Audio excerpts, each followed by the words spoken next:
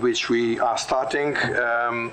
We had some technical issues to sort out, and we now have a little more than 45 minutes, not much time, so we have to be very careful with the timing of our interventions and also any questions from your side.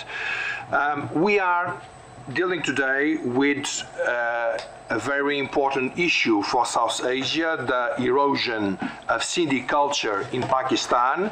I am Paulo Casaca. I am the Executive Director of South Asia Democratic Forum, and for discussing this issue, we have with us Ms. Rubina Greenwood, who is the President of the Sindh Worldly Council, and also Dr. Lalea Luhana, who is the General Secretary of the World Sindhi Council, as well as the Honorable Member of the European Parliament, Viorica Dancila. She is in the Socialists and Democrats, and she is coming out of Romania. Before passing the floor to our first speakers, I would like to convey to the World Sindhi Congress my deepest condolences for this horrendous terrorist attack that took place in Sevan, and that really symbolizes what we are discussing here.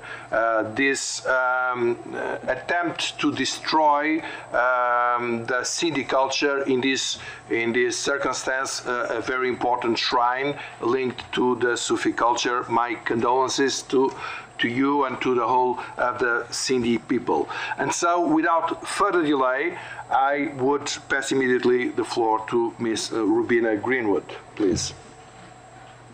Thank you. Thank you, Mr. Chairman. I will start with the recent suicide attack on the shrine of Shahbaz Qalandar, where more than 80 people were killed and has sent a shockwaves across the Sindh, which is considered as the last bastion of religious and sectarian harmony in Pakistan. The shrine is revered by millions of devotees. It's a characteristic drumbeat and spiritual dance is icon of spirituality. Sindh, the land of Sufis, has endured traumatic incidents of terrorism during recent years. It is in a shrine where outsider, religious minorities, and women are all welcome.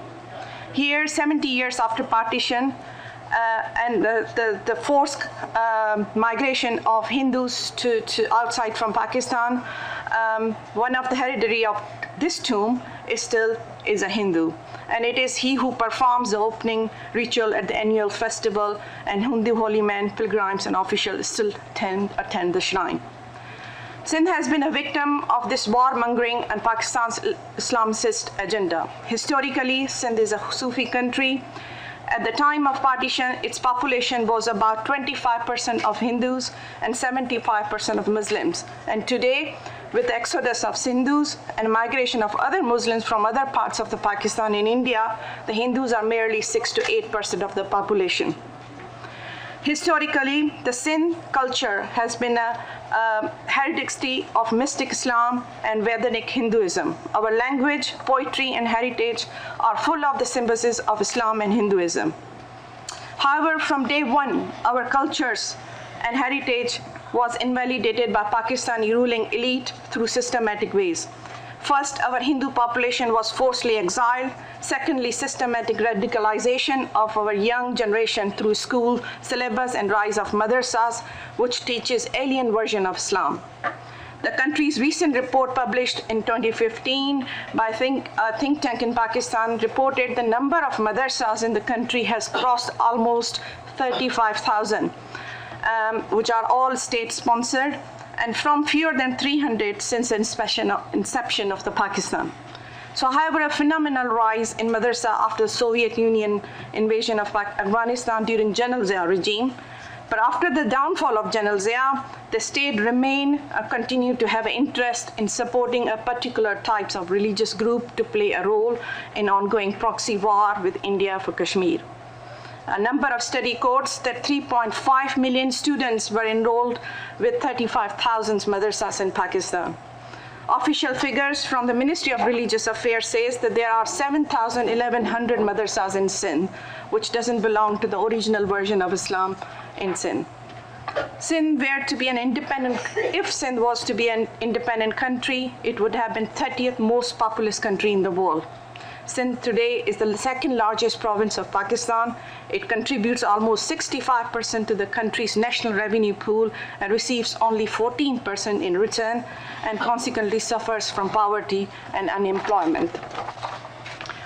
After conquering the independent Sindh in 1842 by British, Sindh remained a part of British Raj for 100 years. In 1947, when Pakistan was formed, its assembly voted to join Pakistan with the promise that it would be given a complete sovereignty. Military domination determines the ideology, internal and foreign policies of Pakistan. Pan-Islamicism, perpetual war with India, political control of Afghanistan are the main pillars of the Pakistan. Pakistan's nuclear arms, sponsoring of Taliban in 90s, military attacks in India, consistent interference in Afghanistan, and patronage of Osama bin Laden and other terrorists like Haqqani are all examples to support these pillars. Sindh has been a victim of this warmongering and Pakistan's Islamicist agenda.